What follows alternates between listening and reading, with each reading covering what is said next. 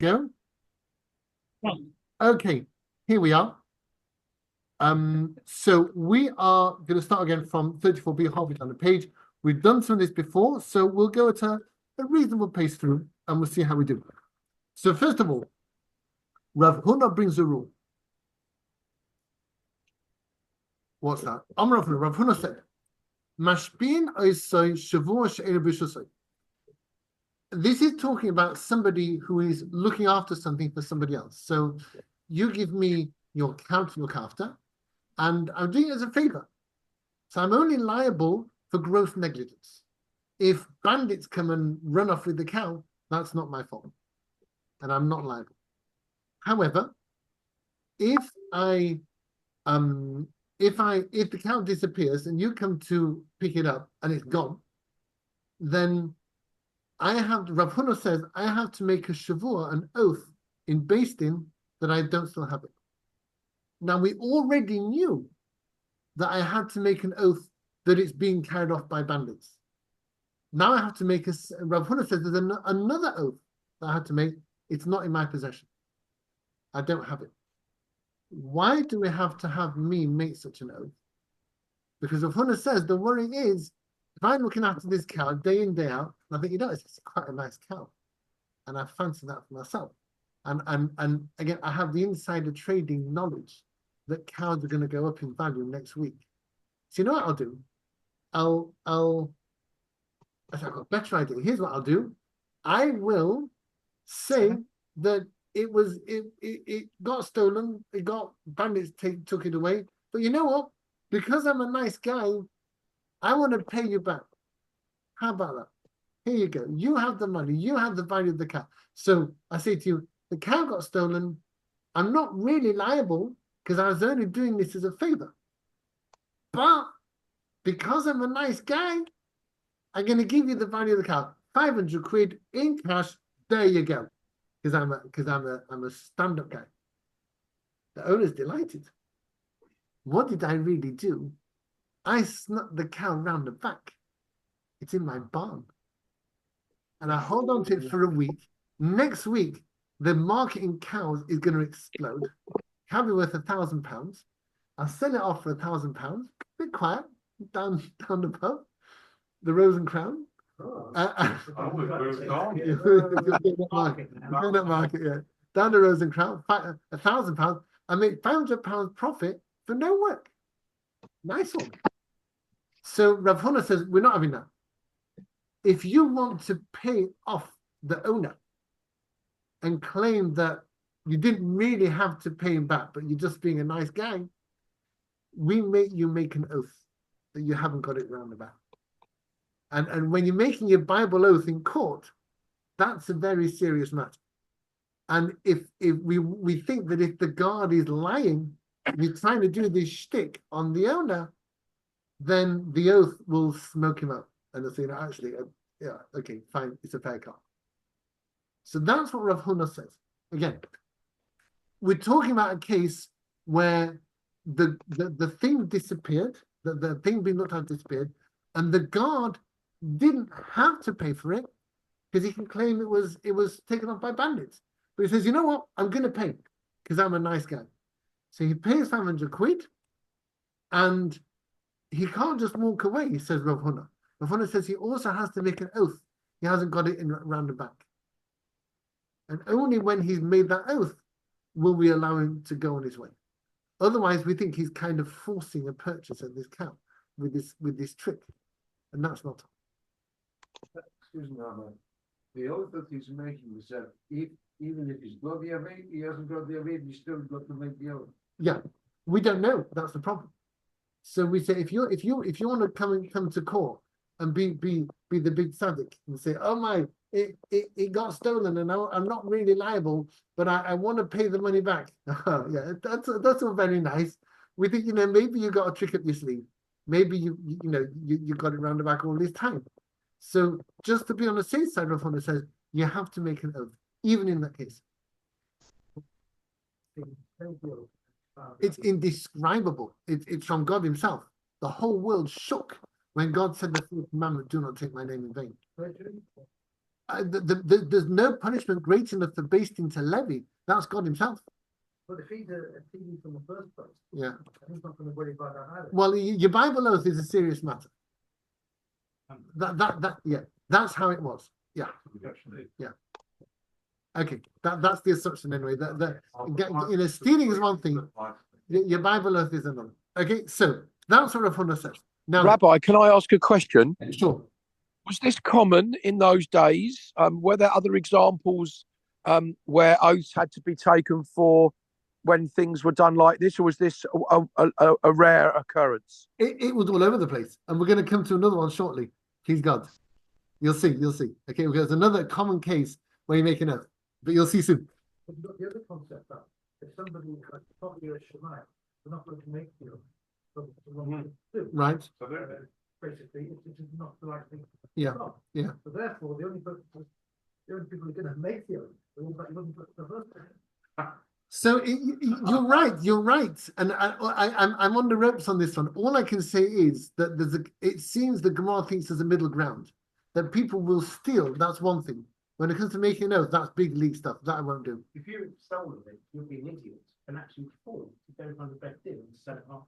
That to do with me and science for it. They know that people are going to get received. You've got to be really dumb. Or very gutsy. Yeah. It's a new level that you won't do. Can I take this thing a parallel from now?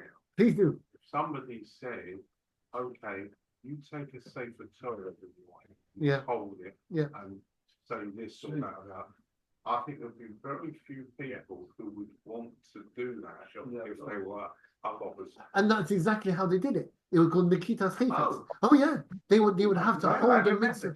You had to hold a mitzvah article in your hand to make this oath. Yeah, that's exactly right. And they would often use the Sefer Torah. Yeah, exactly right. And they put the fear of God into this. That's not so that again, that's what Rav Huna says. If the God wants to say, I'm not really liable, but I'm going to pay the money anyway, we suspect he's just trying to buy it by the back door because he knows the guy doesn't want to sell his cow. He's just giving him to look after. So he says we suspect that really he just wants to have it and give the money. So Rav Huna says you have to make this oath in such a case. Fine.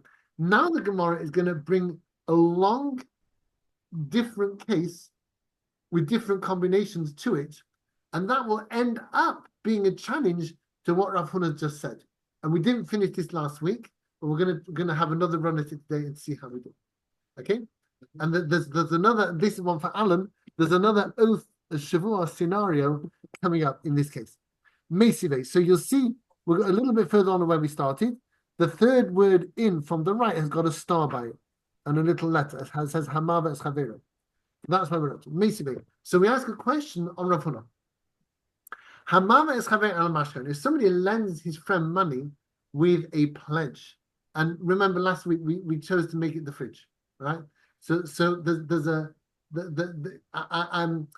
you lend me £1,000 and I give you my fridge as collateral. So if I squander the money, I can't pay back, something goes wrong, I put it on a horse and the horse never doesn't do well. So you're okay because you got my fridge. You just sell the fridge and you'll get the money back that way. That's the arrangement we come to. It's like I pawn the fridge to my lender. Fine, that's okay, that's legit. That's absolutely fine. Now, problem is something went wrong. Okay, what's the case? If somebody lends his friend money with a pledge, the order mashkin, and the pledge, the fridge, got lost. So I'm passing by your home the following day, and I say I'll get paid back next week as arranged. It's fine. By the way, how do you like my fridge? Does it look nice in your bedroom? And you say to me, it got lost. I don't know where it is. I went out last night down the Rose and Crown, came back very late, and I wasn't feeling brilliant. Woke up this morning, it had gone. I don't know what's happened. So I'm not happy because the deal was that I would pay you back my £1,000 back next week and reclaim my fridge, and now you've gone and lost my fridge. Now it gets worse because we'll put it into Gemara currency. Va'amalai, you say to me, that you say that you lent me a selah, which is a big coin, shekel hayashava, and you say the fridge is only worth tuppence halfpenny. He said, well, what's a fridge? Or second-hand fridge? Well, some of you have seen the picture from last week. You know what it is. It's an unremarkable fridge freezer. It's very old. We've had it basically since we got here 16 years ago. So it's done its time, and it's not in perfect condition. And so you claim to me that fridge was worth 20 quid. So you say, granted, the deposit, the collateral is lost, but I still owe you £980. And I say, what do you mean? And the borrower says, lie. I say, no, that fridge freezer was amazing. £1,000, well, that's worth 1,500 at least. That's a disgrace. You've lost the entire value of the loan. There's no way I'm paying you back anymore. If you lose my fridge freezer, that's it. I'm out of here. So we go to Basting, as you do. And the lender states his case to the Basting. I lent this guy £1,000. No dispute about that. Payable next week. No dispute about that. I agreed on that. Everything's fine. He agrees that I gave him the fridge freezer. He agrees that he lost it. The dispute is over. What was the fridge freezer worth? So he says it was worth 20 quid. So therefore, I still owe him 980. I say it was worth 1,000, so I don't owe him a penny. What's the halach?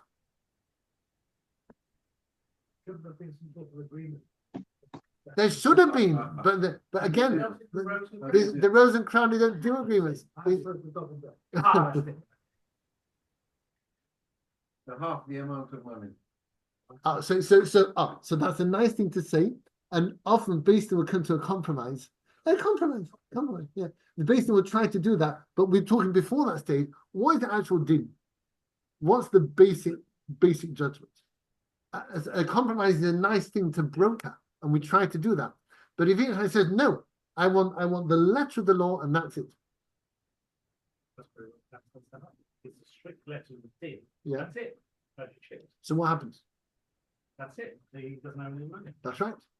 Because it's like if you take me to Basting and you claim, I don't know, 10 grand from me, and I say, no, I don't owe you anything. You have to prove that I owe you the money. You can't just sue me in court with no grounds. So it's the same thing with the fridge. Now that the fridge is gone, we don't know. Nobody knows what it was worth. The lender wants to get money out of me. It's on him to prove that fridge is only worth £20. If he can't prove it, then I will say, actually, it was worth the full 1,000. Therefore, I don't owe you a penny. I deny that I owe you any money. Has he got to prove it? I'm sorry? Where has he got to prove in Beitin? Yeah, absolutely. Yeah, and if he can't, and we can't, nothing can be proven because unless you got witnesses and experts about what they were. But we're assuming there's no witnesses, that we can't establish the value of the fridge freezer. So that's it. So the lender claims it was worth £20. The borrower, claim it was worth 1,000. I deny his claim on me absolutely. Therefore, I deny owing him any money. That's it. The end of the case. Until he can prove what that fridge freezer was worth, I walk free. How long? Forever. For as long as it takes. And then, I wish him luck. Huh. Now, the Brisa then moves on to another case. What look at me like that for? Oh, my goodness, this twist is nuts. It really does. Watch out. Okay. Now, next case, and this is where Alan comes in. What about if the lender says, the lender says, I lent you a seller, we'll call it £1,000, and the fridge fees was only worth 20. And the borrower says, lie. Yes, indeed, you lent me £1,000. Shloisha dinarim haya shava. It was worth 3 dinar, which is £750, let's say. So the borrower admits partial liability.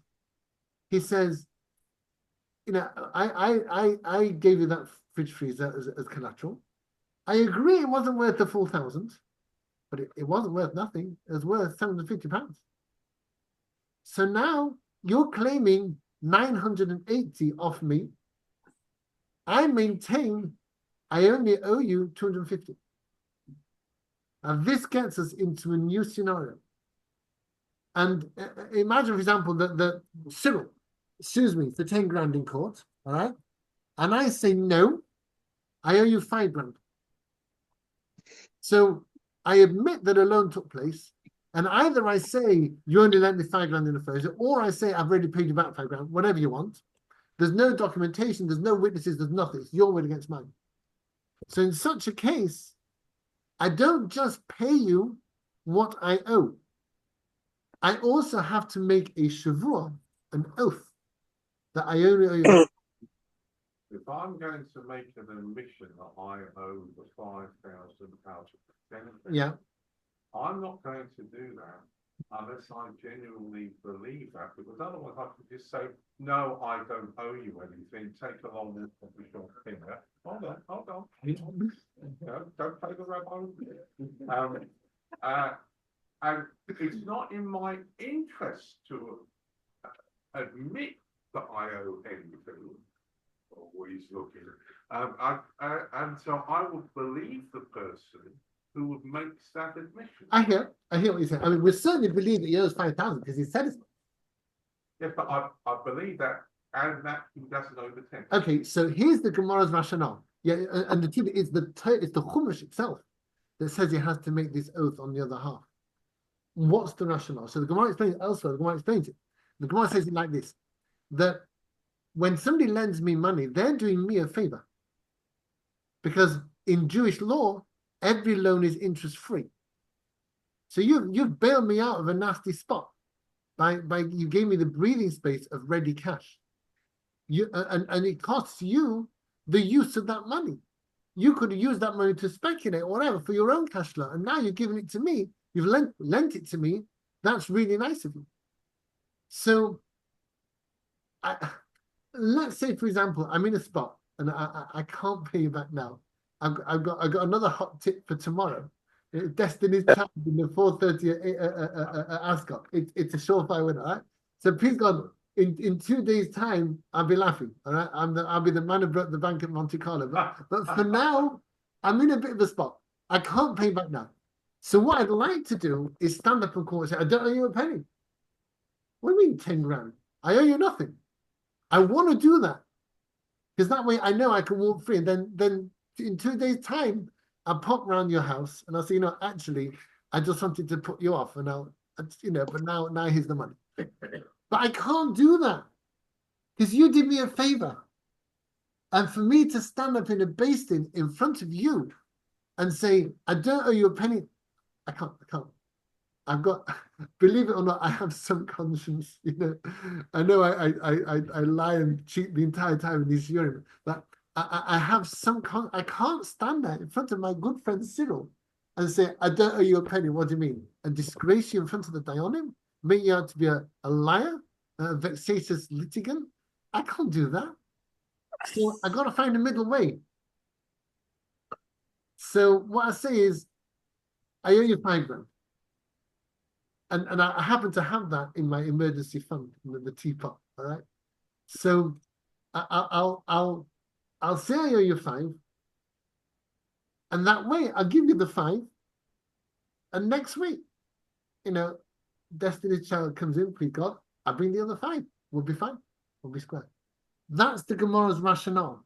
So the Torah says, no, you can't do that. You can't lie in basting and say that you only owe 5 when you owe 10. We're supposed to tell the truth. Therefore, if you want to admit to only half, we know why you're doing that. We know you're doing that just to push the lender off till it's convenient for you to pay the rest of the money. You don't want to be foreclosed on your house. You don't want to be declared bankrupt. So you know what? You're just doing delaying tactics. So Torah says, right, matey boy, a shavua for you. Step this way, the Sefer Torah will wait. Hold that shavua, hold that Sefer Torah, make the shavua, and say you only owe $5,000. Go on. That's the rationale. So if I admit partial liability, if I admit to owing part of what you claim I owe you, I have to make a shavua. I have to make an oath in Beis Din. That's the case. That's the next case of the fridge. So again, you claim to me that that fridge is only worth £20, so I owe you 980. I claim that the fridge is actually worth 750, so I only owe you 230. So you know what we'll do? We'll say, I'm going to make a shavua. Because when I claim the fridge was worth a bit more than 20 quid, I'm just trying to push you off. I can't find that last 230. I just can't. I haven't got it. I really haven't. So the rabbi said, right, the shavua for you. Thank you very much.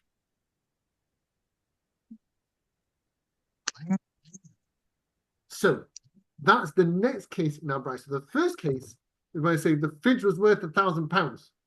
You have squandered the entire value of the loan. I'm out of here. In which case, the Beis Din believe me, that's it. But if I say the fridge was worth something, but not everything, then that's a partial admission. And whenever I do a partial admission to a claim of a loan, a debt, I have to make a shavua. I have to make an oath. Rabbi, what I just want to really understand is, I mean, I don't know if these amounts of money in those times were a lot or not, and I don't know if the amount of money makes a difference or not. I'm really fascinated by the fact that you're having to for something which is money, which is a physical object that of whatever value, you're having to go to such possible extremes to prove your case one way or the other in front of God. And I'm just, there's something about it. It's something that I haven't come across this before, and it's really fascinating for me that you're having to take something, say a physical amount of money that I say it may or may not be valuable, and you're having to go to such an extreme. Yeah, it's to prove your case one way or the other. Yeah, and I'll make your question better. That you're quite right when you suggest that maybe the money makes a difference. It makes no difference at all. If we're talking about, I mean, I've had cases before, with finding a falafel on the ground or any trifling amount. The Beis Din will deliberate the smallest cases and the biggest cases with the same care, because it's a religious obligation to carry out justice. But you discriminate against anybody who isn't it. Because they won't want to make a shavua. The only people who want to make a shavua are the ones who playing on the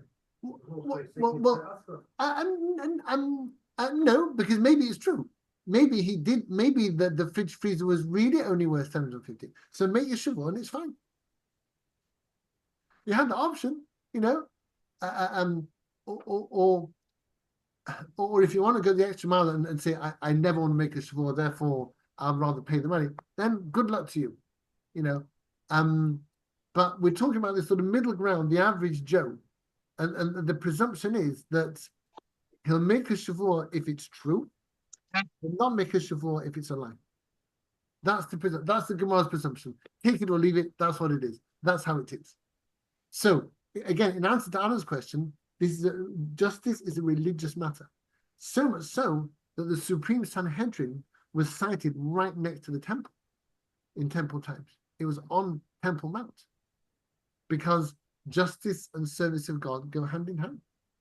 And not only that, it says in the Psalms, we say I think it's on Thursday, Elokim nitzav ba'adas kel, the Lord stands in the congregation of God.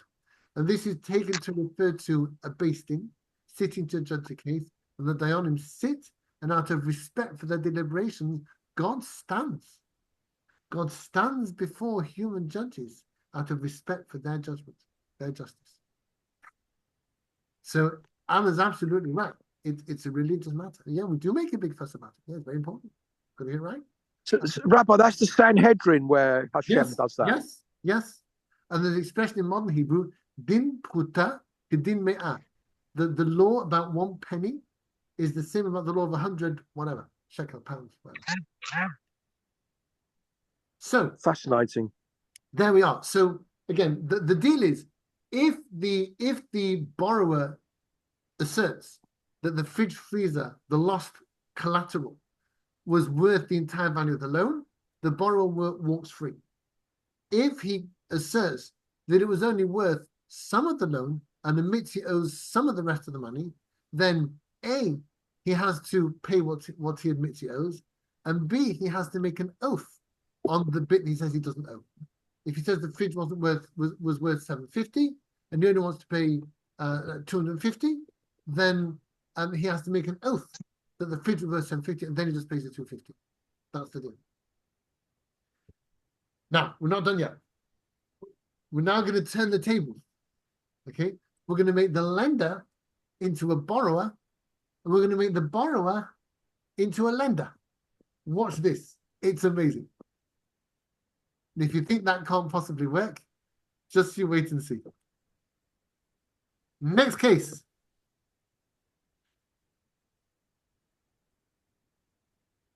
A second.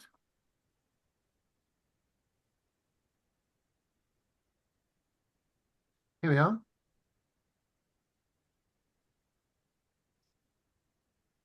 Now then, so now, it's hard to describe this. Just a second.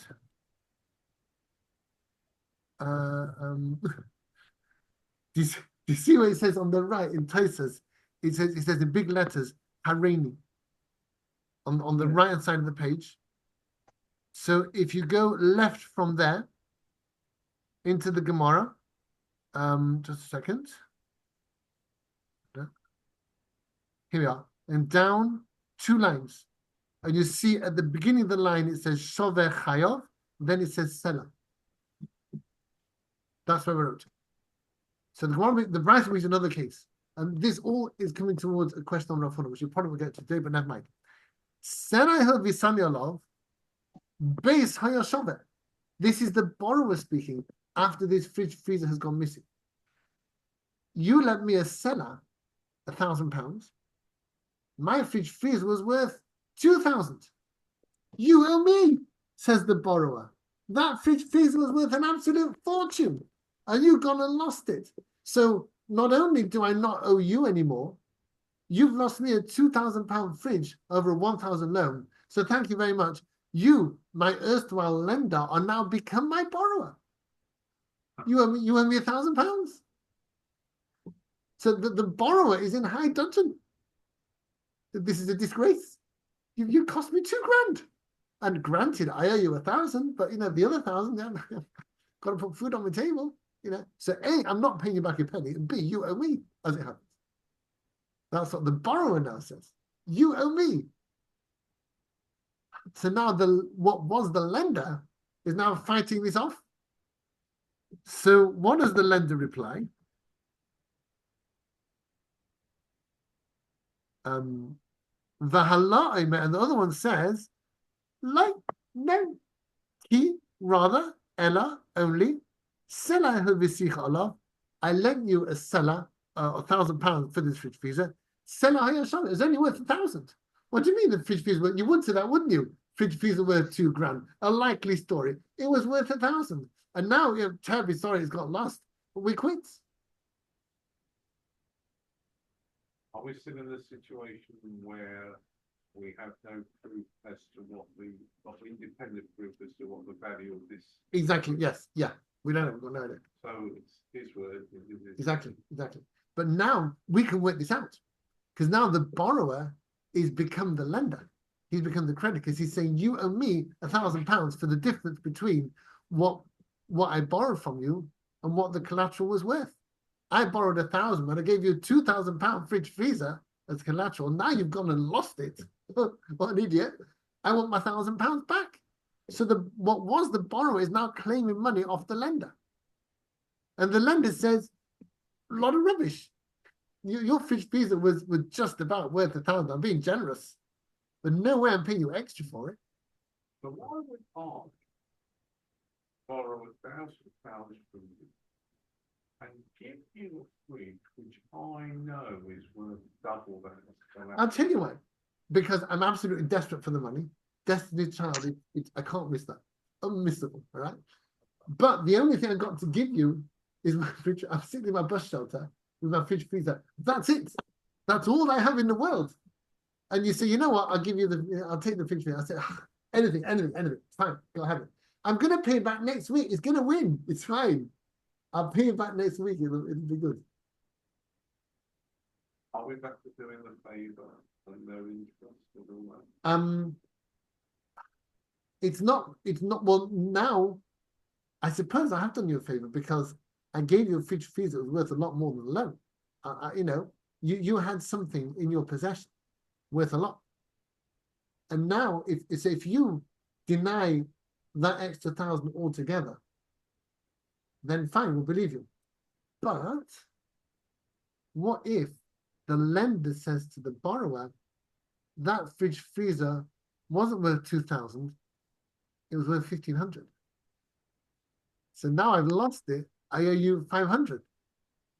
And what was the borrower says, no, you lost the fridge freezer worth 2,000, having lent me 1,000, so now you owe me 1,000.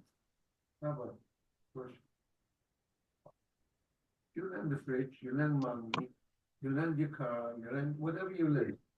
It's worth some money. Right. Why are you going to lend it on the basis of what? Once you do it written down, is it not something that you have to write down because it's not otherwise it's your word against my word? I know, they're idiots. They should not have done this. But like I said many times, they did this down the pub.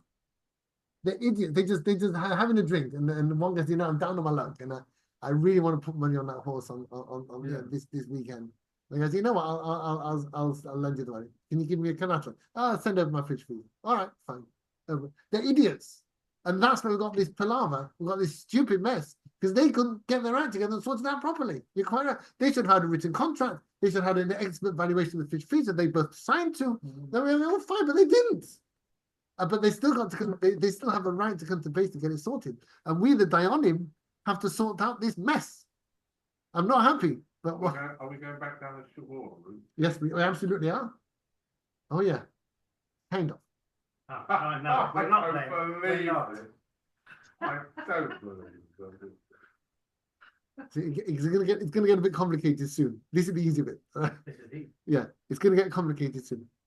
We're not quite there. We're gonna go. Okay. So, last case in this price. We've got 4 cases in this price. So the first one is where the lender is claiming that the fridge freezer was worth less than the loan was worth. Now we've got the borrower in these second 2 cases claiming that the fridge freezer was worth more than the loan was. Okay. So,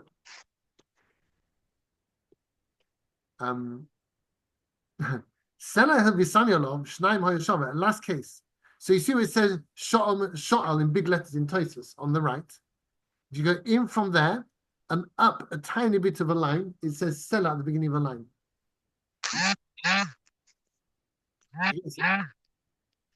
Here we go.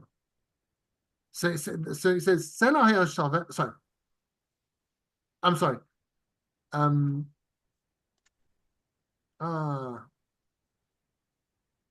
It's that line. So it was that, yeah. It's the middle of that line that starts Selah Hayoshavet.